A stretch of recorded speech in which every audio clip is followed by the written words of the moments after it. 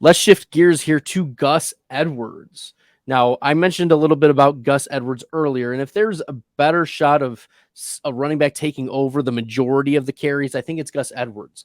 Edwards had 8 carries in this game as well, 8 for 32, 4 yards per carry, only a 52 PFF rush grade, but 2.38 yards after contact per attempt. That was more than double Justice Hill. Even though Gus Edwards didn't get the touchdown, he was a more effective runner. And if we look at what Gus Edwards has done in the past, he almost averages 5 yards per carry nearly every single season. Yeah, you look 2022, 5 yards per carry, 2020, 5 yards per carry, 2019, 5.3, 2018, 5.2. Thing is that Gus Edwards isn't used at all in the passing game. In fact, last year in the 9 games that Gus Edwards played, 0 receptions. 0 receptions. He is a literal 0 in the passing game. So you're banking on the goal line work, but it wasn't encouraging that Justice Hill was the one who converted both of the goal line touchdowns. So we like Gus Edwards to be the more efficient runner and the more established running back, but to get the goal line work in week 1, that could be a little, not just a cap, it can be a major hit, because you could see Gus Edwards going, like, I don't know, 14 for 70 on the ground, but not getting the touchdown and not hitting for us for fantasy. And we'll say to ourselves, oh, he's a really efficient runner. Oh, he got 5 yards per carry.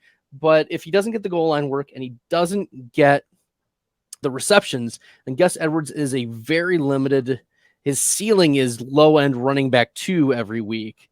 That's probably best case scenario for Gus Edwards. Could he get 18 carries and get 100 rushing yards? Sure, but he needs that touchdown to get into running back 2 status. And maybe the Ravens will shift their opportunities, because it's not just Gus Edwards, it's also Justice Hill and Lamar Jackson, right? Lamar Jackson is a goal line option to rush the ball as well. So Gus can get vultured on a lot of different ways. My concern is that Justice Hill could be used in that goal line role. Gus Edwards maybe doesn't have a lot of paths to failure or success, right? I think that he's going to be one of those awkward middle, probably non-sexy, non-spike week floor flex plays. And so I think the veteran in the offense is probably going to get deference. He's probably going to outrush Justice Hill, but that's not a confident take, given the explosiveness that Justice Hill could have with his speed and athleticism. But Gus Edwards, he's the trusted veteran, and he did outperform Justice Hill even in this small sample size in week number 1. So pick up Gus Edwards, especially in running back needy waiver rooms and leagues. You're going to want to be rostering Gus the Bus. If you like the content and find this helpful, make sure you hit that red subscribe button. Really helps the channel.